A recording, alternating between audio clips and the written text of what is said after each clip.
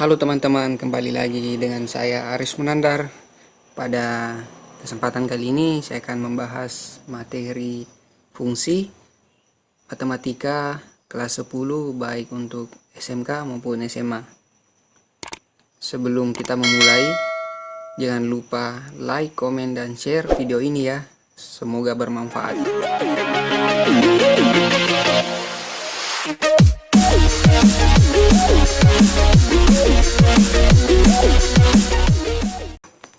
Jadi sebelum kita masuk ke fungsi, ada baiknya kita mengetahui dulu apa yang disebut domain, kodomain, dan range. Jadi misalkan saya punya himpunan A yang anggota-anggotanya 1, 2, 3, 4, kemudian dipetakan ke himpunan B yang anggota-anggotanya A, B, C, D, dan E.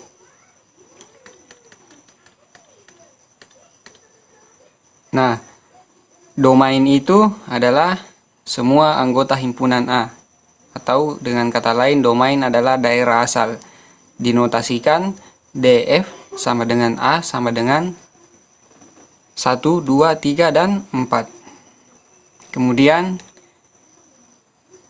himpunan B itu adalah kita sebut sebagai kodomain atau daerah kawan. Dinotasikan dengan KF sama dengan B sama dengan himpunan yang anggota-anggotanya A, B, C, D, dan E. Sementara yang dalam lingkaran merah itu kita sebut sebagai range, atau kata lainnya adalah daerah hasil. Dinotasikan dengan RF sama dengan B, C, D, dan E. Jadi saya harap untuk domain, kodomain, dan range teman-teman sudah paham semua ya.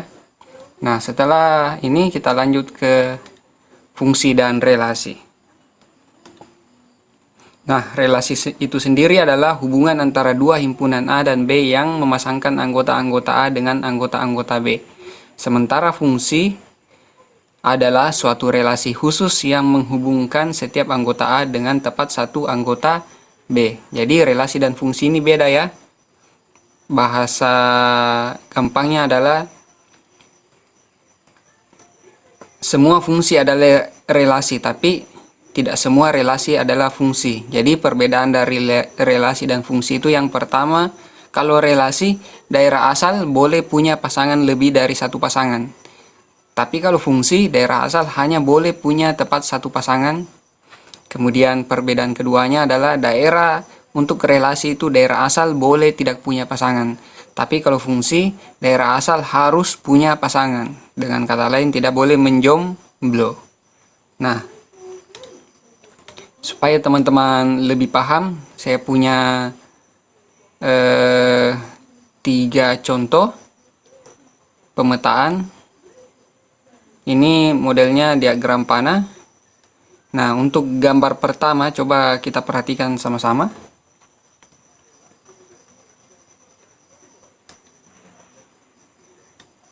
Nah, coba perhatikan sama-sama.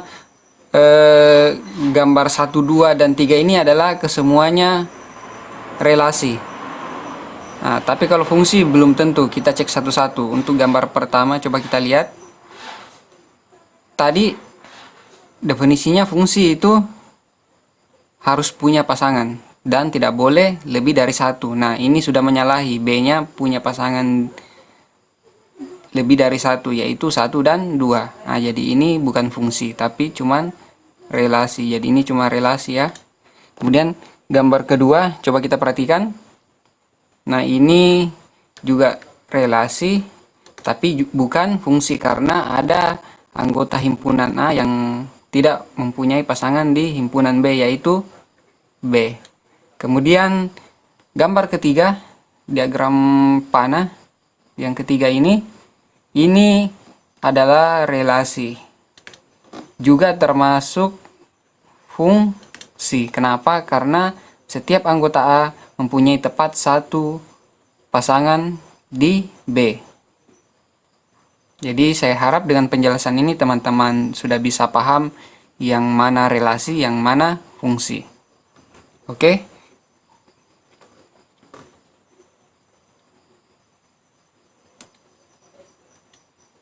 Nah, sekarang kita lanjut ke sifat-sifat fungsi. Ditinjau dari karakteristik daerah lawannya, fungsi itu dibagi menjadi fungsi surjektif, kemudian ada fungsi injektif, kemudian ada fungsi bijektif. Nah, kalau fungsi surjektif ini jika tidak ada sisa di daerah lawan. Jadi coba kita perhatikan untuk gambar-gambarnya. Kalau dia injektif, tidak ada cabang di daerah lawan. Kemudian kalau dia bijektif, tidak ada sisa dan cabang di daerah lawan. Jadi gabungan dari surjektif dan injektif. Coba kita perhatikan gambar pertama. Ini bukan fungsi surjektif dan bukan pula fungsi injektif. Kenapa? Karena ada sisa di daerah lawan, jadi dia tidak surjektif. Jadi ini ada sisa ya. Kemudian tidak ada cabang di daerah lawan. Nah, ini sementara ini ada cabang, jadi dia juga bukan injektif. Sementara gambar kedua itu adalah fungsi bijektif. Nah, dia termasuk fungsi surjektif dan juga fungsi injektif. Tidak ada sisa dan tidak ada cabang. Jadi tidak bersisa ya. Untuk di daerah lawannya tidak ada sisa. Kemudian gambar ketiga, ini ada sisa, jadi sudah pasti bukan fungsi surjektif. Kemudian tidak ada cabang, berarti dia termasuk injektif. Tapi dia bukan bijektif karena tidak surjektif. Jadi kalau bijektif ini harus surjektif dan injektif. Kemudian gambar keempat, coba kita perhatikan. Ini tidak ada sisa di daerah lawan, tapi ada cabang ini. Ini ada dua cabangnya. Jadi ini cuman fungsi surjektif, bukan injektif maupun bijektif. Oke teman-teman. Nah, selanjutnya kita bahas cara menyatakan relasi. Jadi cara menyatakan relasi itu ada tiga cara. Yang pertama dengan pasangan berurutan, kedua diagram panah, kemudian yang ketiga diagram Kartesius. Nah, supaya teman-teman lebih paham, kita langsung saja bahas soalnya. Nah, di sini saya punya contoh soal.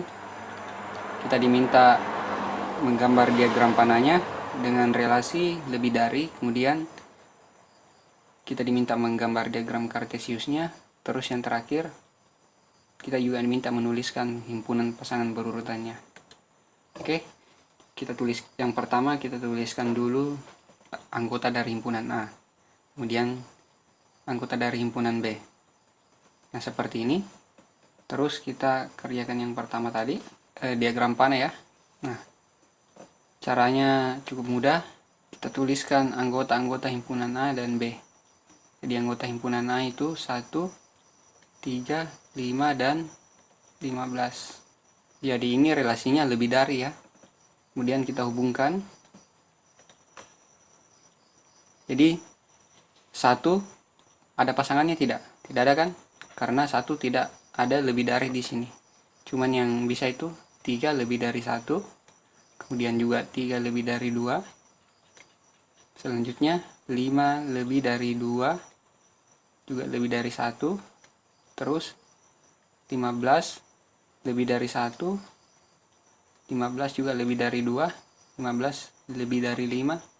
Dan 15 lebih dari 10. Terus yang paling penting juga adalah tanda panah dari setiap garis ini.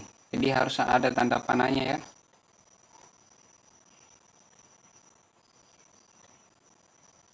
Itu menunjukkan bahwa dari himpunan A ke himpunan B. Nah, selanjutnya kita ke diagram Kartesiusnya.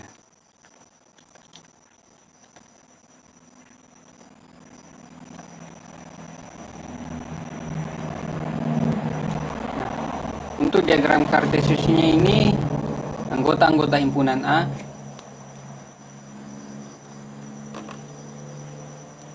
kita letakkan di sumbu X, kemudian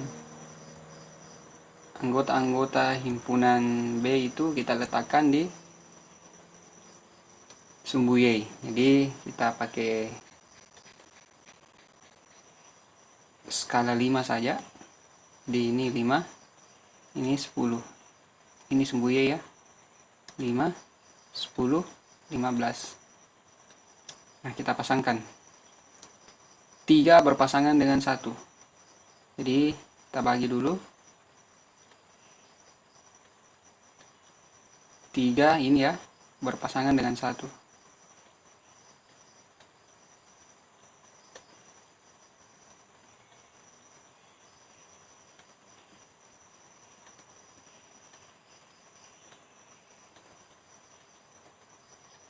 Jadi 3 berpasangan dengan 1 ya. Kemudian 3 juga berpasangan dengan 2. Selanjutnya 5 dengan 1. Ini 5. Berpasangan juga dengan 2. Terus 15 yang ini ya. Berpasangan dengan semua anggota himpunan B.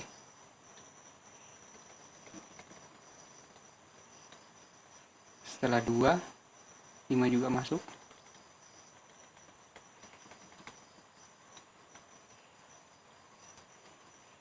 Kemudian yang terakhir 10. Jadi ini tadi 3, 5, 15. Kemudian ini 1, 2, 5 dan 10. Nah, seperti ini teman-teman. Nah, yang terakhir itu himpunan pasangan berurutan. Jadi himpunan pasangan berurutan langsung kita tuliskan seperti ini. 3,1, kemudian 3,2, selanjutnya 5,1, 5,2, terus 15,1, 15,2 ya.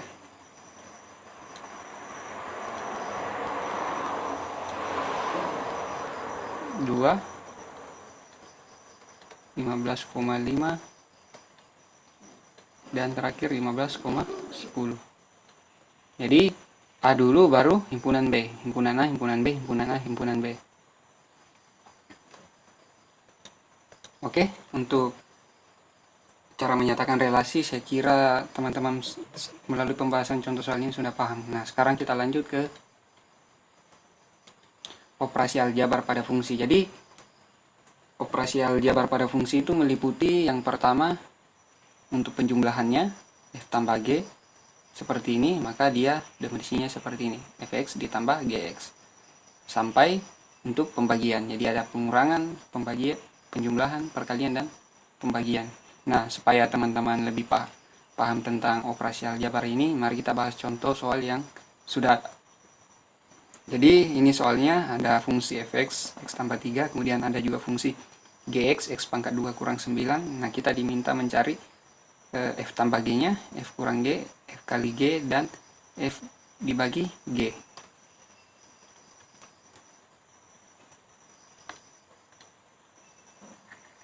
Oke, kita tuliskan dulu fungsinya.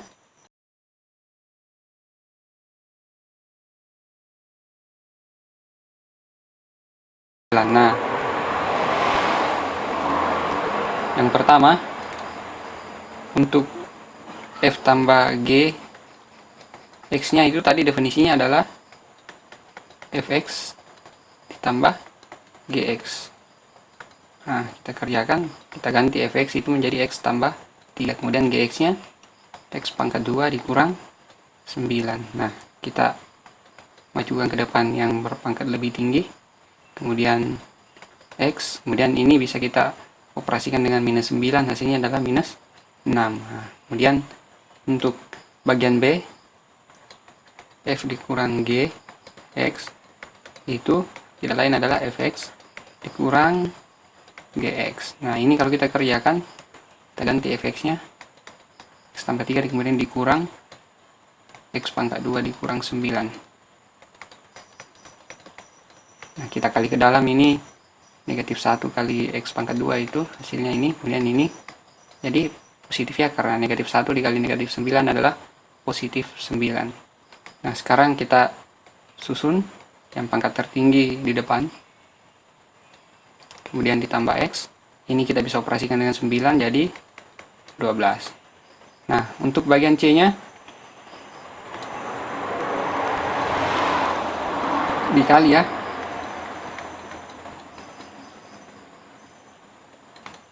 Jadi kalau perkalian modelnya seperti ini teman-teman. Fx dikali Gx.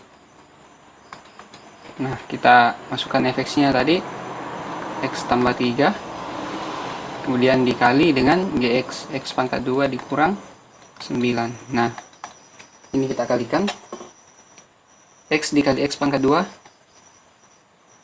ini isinya adalah x pangkat 3, kemudian x dikali minus 9, min 9x, kemudian selanjutnya 3 kali x pangkat 2 itu 3x pangkat 2, dan yang terakhir 3 kali minus 9 adalah minus 27. Nah, sekarang kita urutkan sesuai pangkatnya.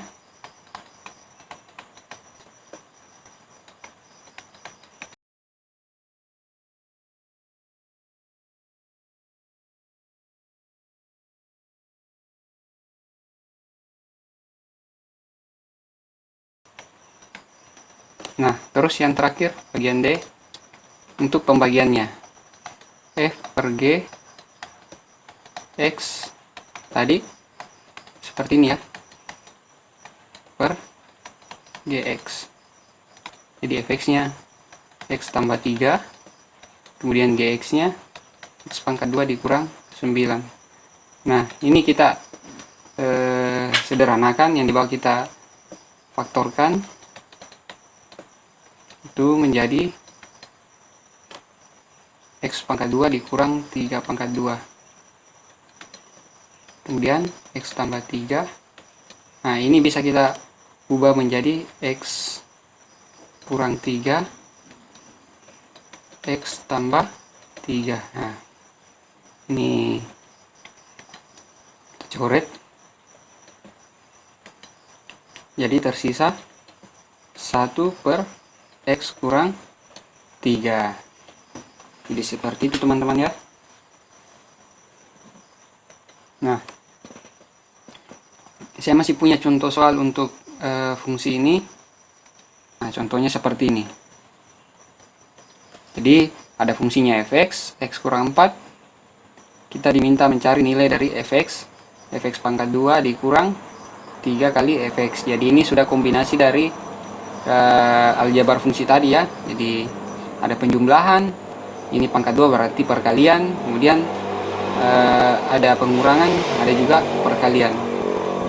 Jadi kita tuliskan fungsi-fungsinya ini, kemudian kita masukkan fx tadi berapa, x kurang 4, kemudian fx pangkat 2 berarti x kurang 4 berpangkat 2, kemudian min 3 fx berarti min 3 dikali x kurang 4. Nah, sekarang kita kerjakan.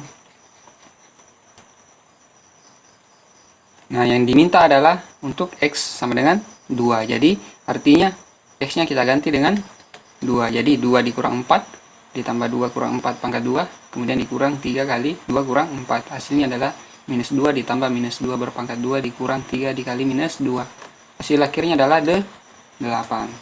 Jadi untuk pembahasan fungsi bagian pertama sampai di sini. Saksikan terus video-video pembahasan materi matematika lainnya. Jangan lupa like, komen, dan subscribe channel saya. Sampai jumpa.